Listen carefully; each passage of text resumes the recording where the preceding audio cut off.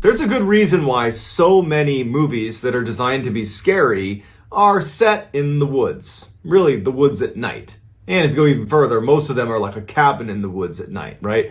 It's because being in the woods at night, as human beings, checks a lot of fear boxes.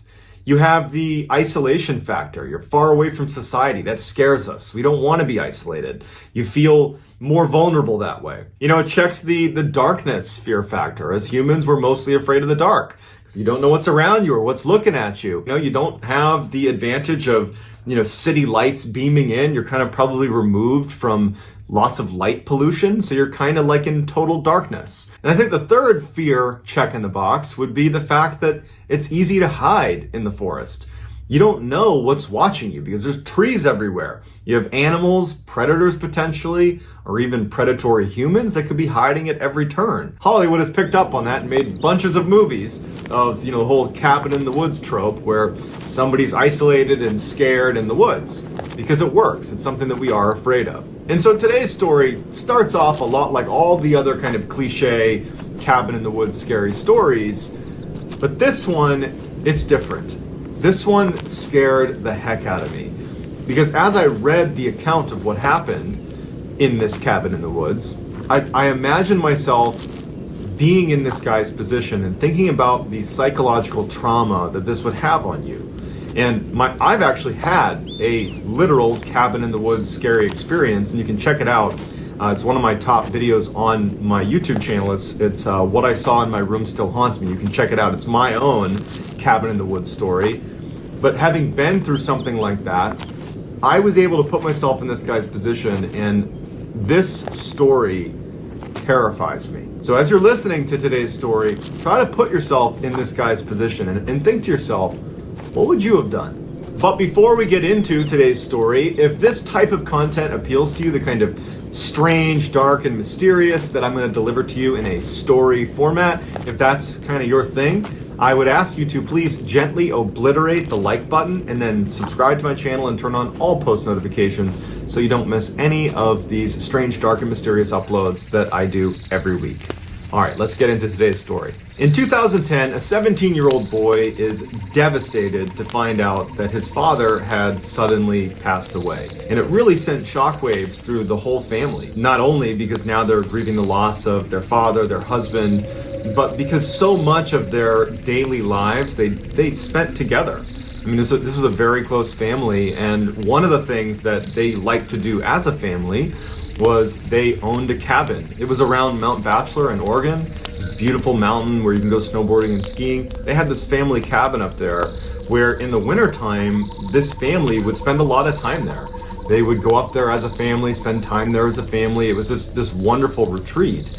And as they're trying to settle the estate of their husband, their father, they're trying to figure out what they want to do with this cabin, because all of a sudden this place that, used to bring them so much joy and was a place of very fond memories suddenly felt kind of hollow. It just would never be the same. And so they decided that they were actually going to sell this cabin. And the 17-year-old boy was just really upset about this. He was very close to his father. He had some very fond memories of going hunting and skiing and snowboarding with his dad at this cabin. And so once the cabin was actually put up for sale by this boy's mother, he asked if, before they actually sell it, could he spend some time up there, I guess paying his respects in a way to his father. But he just wanted one more opportunity to spend some time in that cabin. And his mom said, go for it, take as many days as you want, go up and hang out in the cabin. But when you come back, we are going to sell the place. So his father had actually willed to his son his vehicle. And so the 17-year-old boy loads up his father's car. He goes out and he buys some snacks and drinks, heads up to the cabin in Oregon with the family dog whose name was Midnight. And his plan was just to go up to this cabin and basically try to enjoy being in this space one last time. Don't think about it as this place that now has no meaning because his father had died, but rather a place that he wanted one last positive memory before it was forever gone from their family. And so he gets up there, makes his way to the cabin, and he settles in for what turned out to be an abbreviated stay at the cabin. So in order to understand this story, we need to talk a little bit about the layout of the cabin itself. The cabin was 2 stories. and it was built into a mountain, Mount Bachelor in Oregon. And so the back half of the cabin was kind of settled into the mountain. So there were no windows, save a little sliver of window that fed into the bathroom, actually, in the back of the cabin. The front of the cabin was this beautiful, double-decker cabin with, windows on the second floor that fed into the master bedroom. On the second floor, there was a walk-out balcony that kind of jutted out a few feet from the second deck. The first floor, you could see in through all these beautiful windows. There was a sitting area, like a living room and a TV, and then a small kitchen as well. So the cabin was built in an area that was heavily forested. So they had to clear out, a bunch of trees to even build this cabin when the family had this built years and years ago. And so they really only cleared away the front section of trees so that there was a clear shot to the house, but the sides and the back were very heavily forested, these huge tall pine trees. And they basically had this little tiny driveway that fed in through all the trees, and you had this one kind of clearing in front of the cabin. So if you were on the second floor of the cabin, where there's the master bedroom, there's a bed up there, and you were looking out that window, you'd be looking over the balcony out into a clearing, basically. But there's a tree line, 100 yards past that clearing that's very dense. And there's actually a couple of trees, fairly prominent trees, that are sitting in front of the cabin that they did not cut down. One of which, for the story, we'll call it the sitting tree. Parallel to the ground, about 20 feet up, was this beautiful branch that looked perfect for a whole bunch of people sitting on it. But it was 20 feet above the ground, and there wasn't really any way to climb up to it, and no one was trying to climb this tree.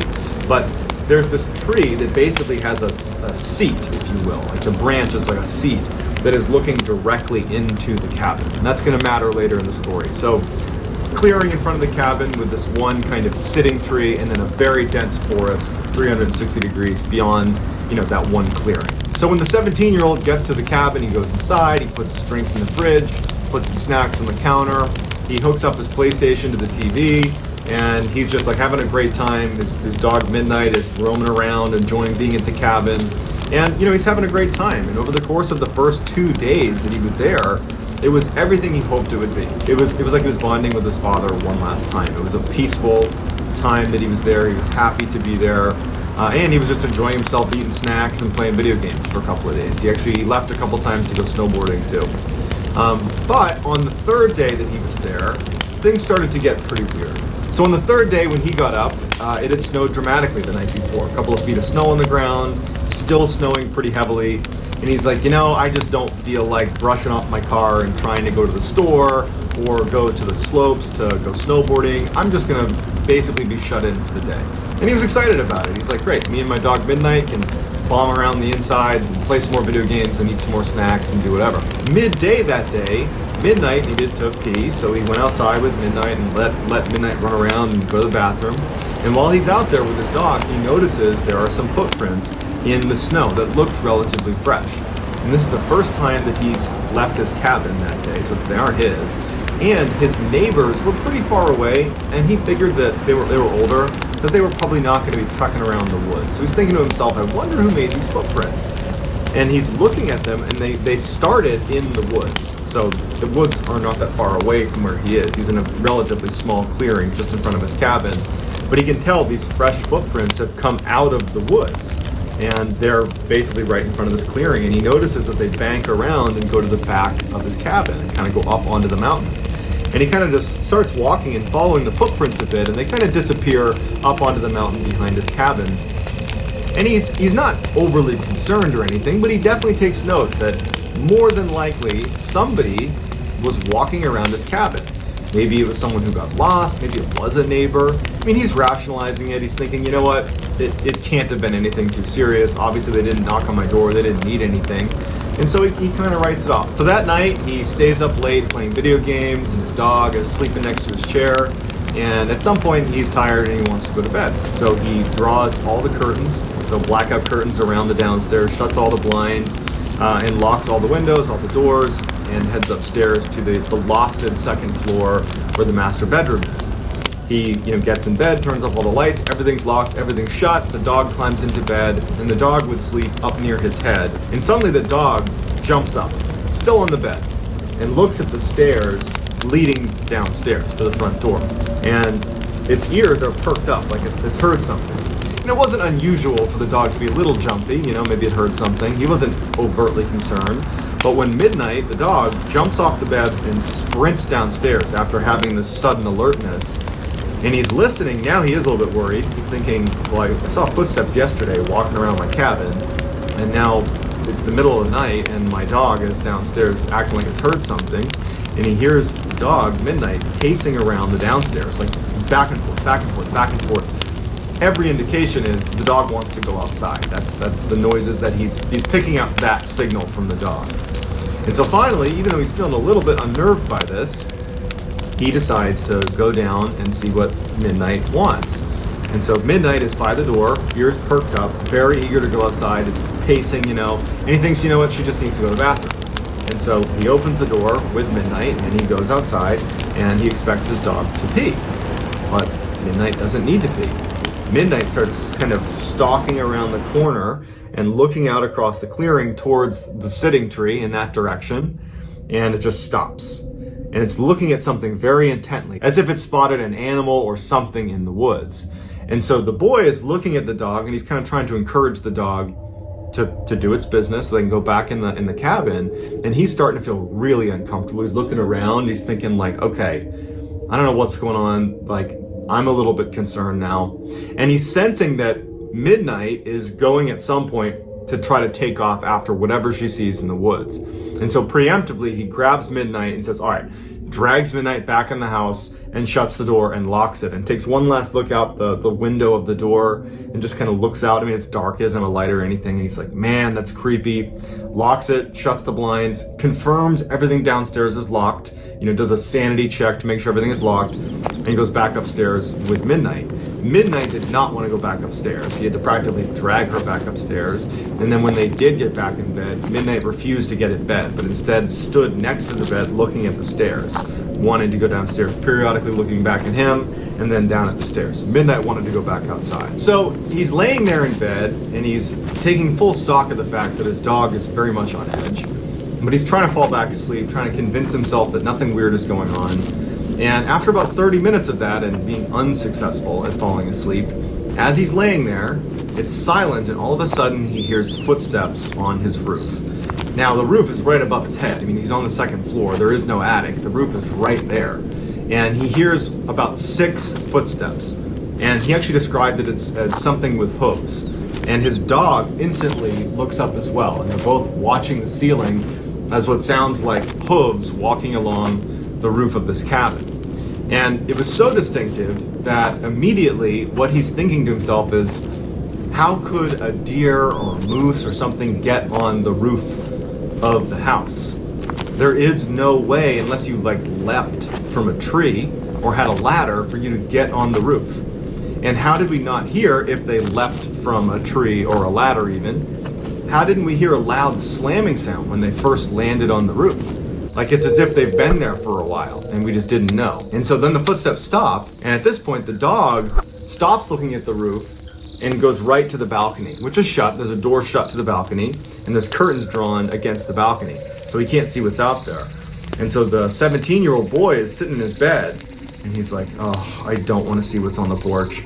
And he even says in his write-up about this that he's like, I'm a pretty tough guy, but I am in the middle of the woods, in the middle of the night, totally isolated. Like, I almost don't want to know what's going on outside. I just want to pretend it's not happening.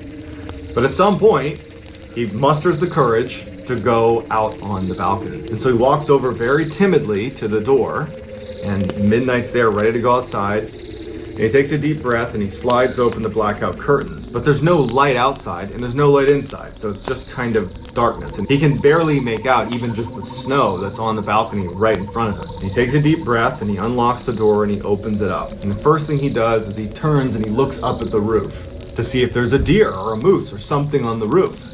There's nothing up there, and he's kind of peering around and he can't even see footprints up there. So in a way, he's kind of relieved, right? Like I must have been imagining that. He had a flashlight. And so at this point, he's looking back at his roof of his cabin and he shines the light real quick and it's totally dark out, right? So this light goes very far and he sees nothing.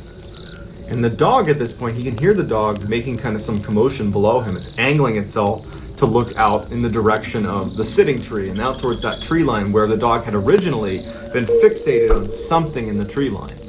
And so just doing his diligence, the 17-year-old scans from the top of the roof where he sees nothing. He starts scanning over to the side of the house, right? Like this is the direction of the sitting tree. He's looking over here and he's scanning the tree line, just looking for anything that might have been on the roof. And he's looking and he's looking and he's looking, and then he gets to the sitting tree. And his flashlight stops on a man crouched on that perch 20 feet off the ground on the sitting tree, who looked very tall. He had his hands holding onto the branch right above him and his mouth is open. And he's holding onto the branch and he's looking directly at the boy.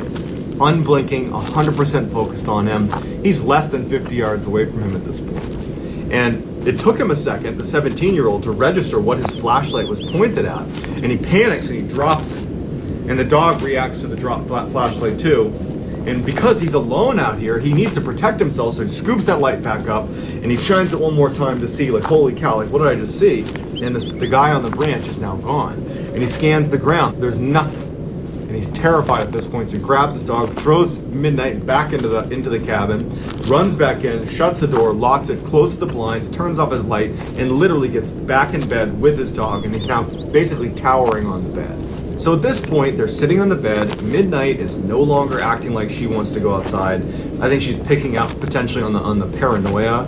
Okay. At this point, the boy and his dog are sitting on the bed, and they're both scared at this point. Midnight, was fearsome while she was outside, but now that she's back inside, she doesn't want to go near the door either. She's rubbing up against him. She doesn't want to go anywhere. And they're sitting there, and the boy, all he's thinking to himself is, did I really just see that? It looked like an unnaturally tall man. How did he get in the tree? That's 20 feet off the ground. There's no way to get up into the tree. And why was it sitting there with its mouth open, staring at me? And who was on the roof? Was anything on the roof? And if this thing can get 20 feet up into a tree, it certainly can get on the roof of my cabin, I would imagine. But what was it? So he's having this type of thought process, and he's realizing too that it's not that late in the night. He still has hours until the sun's going to come up. And as he's basically panicking and feeding off his own paranoia, and it's getting worse and worse by the second, he hears tapping on the door, on the front door of his cabin. And his heart sinks. And he and his dog kind of look in the direction of the tapping, and he knows he's not going to go open the door. He knows the door is locked. He knows everything is locked. He's panicking that maybe it wasn't, but he knows he locked it. And the tapping just sounds like a finger tapping on the window. And at some point the tapping stops. And he thinks, okay, maybe they'll just go away. And then he hears what sounds like footsteps outside, and then tapping begins on the side of his cabin. Not the front door anymore, like the wall of the cabin. Now it's a little bit louder. The tapping continues up the side of the house, and then it stops. And he's sitting there, he's thinking, whatever this is walking around my cabin. And then he hears tapping on the little slit that is the window that feeds into the bathroom that's right behind the bedroom that he's in right now. So 6 feet away, maybe 10 feet away, whatever this thing is, it's now literally just a small pane of glass away, tapping on the glass. And so now he's petrified. And he's just hoping that this thing goes away. It doesn't. It goes to the other side of the cabin and starts tapping on the wall on the other side of the cabin and makes it all the way back to the front, where it begins tapping on the glass of the front window, back to the door. And he's just thinking, like, whatever this is walking around my cabin, tapping all over my cabin. And all the tapping stops. His heart's racing, and it's the middle of the night. He's in the middle of the woods somewhere. He's totally isolated. And then it's like his worst nightmare comes true. He hears footsteps on his balcony, and then tapping right on the big sliding glass doors of the door leading out to the balcony. And he knows that right behind a blackout curtain and a pane of glass is this tall man, more than likely, who's right on his balcony. And the tapping on the balcony goes on and on and on, and all of a sudden it stops. And he's just waiting for it to open the door and come inside. But it doesn't. Instead, it goes on the roof. It starts tapping on the roof directly above him. And the tapping continues all night. And so finally, the sun comes up. He hasn't slept all night. And he finally gets the courage to go over to the balcony and open up the curtains and see what's out there. And when he does, there is nothing out there, but there's footprints as if someone had been pacing on the balcony all night. He opens it up, finally just jumps out, looks up on his roof.